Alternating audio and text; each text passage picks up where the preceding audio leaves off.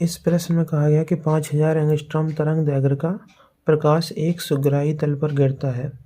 यदि तल को 10⁻⁻7 जूल ऊर्जा प्राप्त हो तो उस पर लगभग कितने फोटॉन गिरे हैं। तो इसमें हम लोग क्या करेंगे, पहले तो एनर्जी निकाल लेंगे और एनर्जी निकालने के बाद कुल ऊर्जा में जो टोटल ऊर्जा तल को प्राप्त हो रही, इसमें उस एक फोटॉन की एनर्जी से भाग लगा देंगे। तो इससे क्या हो जाएगा, फोटॉनों की संख्या पता चल जाएगी कितने फोटॉन गिरे हैं। सबसे पहले लिखते हैं, हम लोगों को लैम्डा दिया गया है, लैम्डा बराबर 5000 एंगस्ट्रॉम। अच्छा, और तल को जो टोटल ऊर्जा ई डैश से लिख सकते हैं, जो ई डैश प्राप्त हो रही वो कितनी है, 10⁻⁻7 जूल। इसका बाद में काम पड़ेगा। अभी हम लोग क्या करते हैं, एक फोटॉन की एनर्जी निकालते हैं। तो एक फोटॉन की एनर्जी के लिए अपने पास फार्मूला होता है E बराबर hc/लैम्डा। मान रख देते हैं सारी चीज़ों के। h प्लांक नियतांक है तो इसका मान हो जाएगा 6.6 गुणा 10⁻⁻34 गुणा c मतलब 3 गुणा 10⁸ बटे लैम्डा दिया गया कितना, 5000 एंगस्ट्रॉम। तो इसे लिख देते 5000 गुणा एंगस्ट्रॉम का मतलब 10⁻⁻10 मीटर। तो इसे मीटर में चेंज करके लिख दिए। अब इस 3 का इस 6 में गुणा कर देते हैं। तो 6 × 18 8 आई, 6 × 18 1 19, तो 19.8 तो इनका गुणा होगा। और इसके अलावा घातें देख लेते हैं। अच्छा, 10⁸ घातें हैं प्लस की, इसमें से ये 3 चली जाएंगी तो इधर बचेंगी 10⁻5। तो 10⁻+5 बची ऊपर। अच्छा, 10 जो -10 नीचे हैं ये ऊपर जाएंगी तो ये भी प्लस की हो जाएंगी। तो 10⁻5 ये और 10 ये जुड़ के हो जाएंगी 10⁻15। तो 15 प्लस और 34 माइनस, तो बचे कितने ऊपर, 10⁻⁻19। 34 में से 15 घटा दिए और नीचे कितना बचा, 5, क्योंकि 3 जीरो से तो ये घातें काट दी 3। अब बस इसे थोड़ा सा हल करना है। तो 5 का भाग दे देते हैं 19.8 में। तो 5 × 15 48 हो गए। तो 5 × 9 45। अब बचे कितने, 3, 5 × 6 30।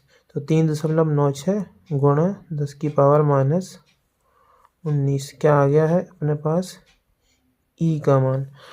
मतलब इसका क्या हुआ कि जो एक फोटॉन की ऊर्जा है वो कितनी है, 3.96 गुणा 10⁻⁻19 जूल।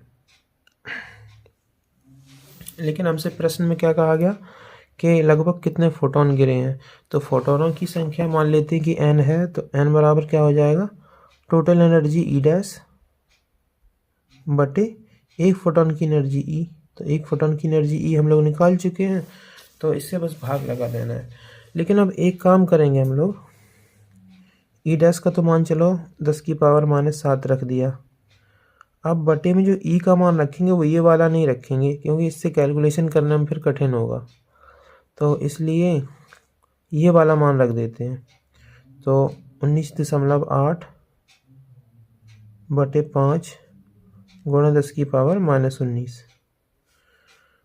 तो अब क्या होगा, -19 ऊपर जाएंगी प्लस की हो जाएंगी।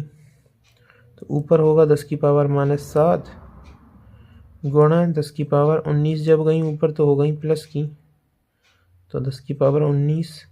इसके अलावा ये 5 भी ऊपर चला जाएगा तो गुणा 5, और नीचे क्या क्या बचेगा, केवल बचेगा 19.8।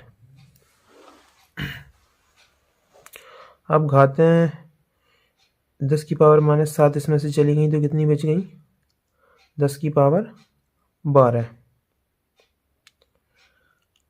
अब 10⁻12 में एक काम करेंगे, 2 घातें इधर पीछे लगा देंगे 5 के, जिससे भाग देने में आसानी हो। तो n बराबर कितना आ जाएगा, 500 गुणा 10⁻7 गई, 12 बची, 2 घातें इसके पीछे लगाई तो 10 हो गई। तो 500 बटे 19.8।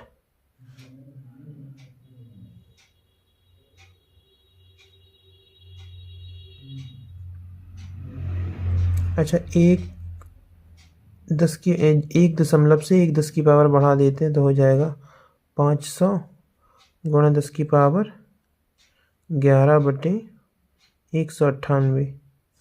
अब 198 से 500 हम भाग दे रहे हैं, तो अगर इसे 200 मान लें तो ढाई बार पूरा चला जाएगा, लेकिन 2 ज़्यादा है, मतलब कि 2, तो लगभग देखो 2.5 तो होगा ही होगा, इसके अलावा लगभग 2 बार और जाएगा।